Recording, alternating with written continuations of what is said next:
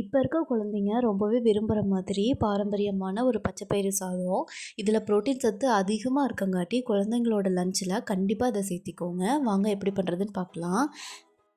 இதுக்கு தேவையான அளவுக்கு பச்சை பயிரை ஒரு நைட்டு ஃபுல்லாக ஊற வச்சு எடுத்திருக்கேன். ஒரு 2 டைம் கழுவிக்கோங்க ஊற வைக்கிறதுக்கு முன்னாடி. தேவையான பொருட்கள் என்னென்னு பார்த்தீங்கன்னா, பொடி பொடியாக கட் பண்ண பெரிய வெங்காயம், ஒரு பூண்டு சின்ன சின்னதாக கட் பண்ணி வச்சுக்கோங்க, வாசனைக்காக கொத்தமல்லி இலைகள், கொஞ்சமாக கருவேப்பிலை இலைகள். நான் இது கூடவே கேரட் சேர்த்துக்கிறேன். இது கூடவே தேவையான அளவுக்கு அரிசி ஊற வச்சு எடுத்திருக்கேன். 2, 3 டைம் கழுவிட்டு அடுப்பில் ஒரு குக்கர் வச்சுருக்கேன். குக்கர் காஞ்சதும் அதில் கொஞ்சமாக எண்ணெய் சேர்த்துக்கிறேன். எண்ணெய் சூடானதும் அதில் கொஞ்சமாக நான் கடுகு சேர்த்துக்கிறேன். கடுகு நல்லா பொரியணும். கடுகு பொரிஞ்சதுக்கப்புறம் இதில் கூடவே கொஞ்சமாக ஜீரகம் சேர்த்துக்கிறேன். இது ஜீரகம் இன்னும் நல்லா வாசனையாக இருக்கும், அதனால நான் சேர்த்துக்கிறேன். இது கூடவே நான் கட் பண்ணி வச்சுருக்க பூண்டும் கருவேப்பிலையும் சேர்த்துக்கிறேன். இது ரெண்டும் லைட்டாக வதங்கினதுக்கப்புறம் பொடி பொடியாக கட் பண்ணி வச்சுருக்க பெரிய வெங்காயத்தையும் சேர்த்துக்க போகிறேன். சேர்த்துக்கிட்டு ஒரு 2 நிமிஷத்துக்கு நல்லா வதக்கி விடுங்க. பெரிய வெங்காயம் நல்லா வதங்குச்சுன்னா அது ரொம்ப லைட் ஆகிடும்.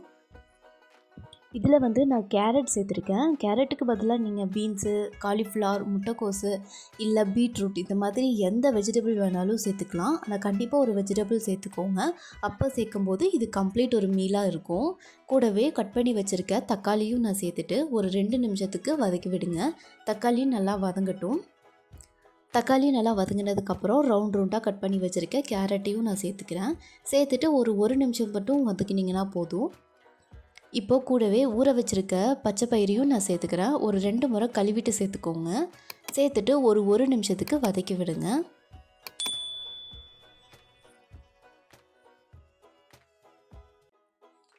எல்லாமே நல்லா வதங்கினதுக்கப்புறம் இதுக்கு தேவையான அளவுக்கு நான் தண்ணி சேர்த்துக்கிறேன்.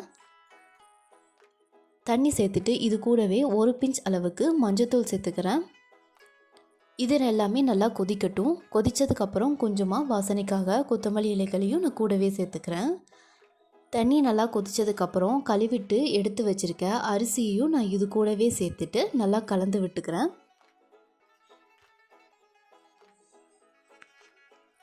இந்த ஸ்டேஜில் தண்ணி லைட்டாக கொதிக்கணும். கொதித்ததுக்கப்புறம் மூடி போட்டு 4லிருந்து 5 விசில் விட்டு எடுத்திங்கன்னா பருப்பு, அது கூடவே இருக்க அரிசி எல்லாமே நல்லா வெந்துடும்.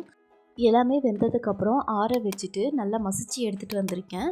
இந்த ரெசிபி உங்களுக்கு பிடிச்சிருந்ததுன்னா கண்டிப்பாக இந்த வீடியோவுக்கு ஒரு லைக் பண்ணிக்கோங்க. இந்த மாதிரி நிறைய healthy ரெசிபீஸ்க்கு life of Vilasa recipe சேனலை சப்ஸ்கிரைப் பண்ணிக்கோங்க.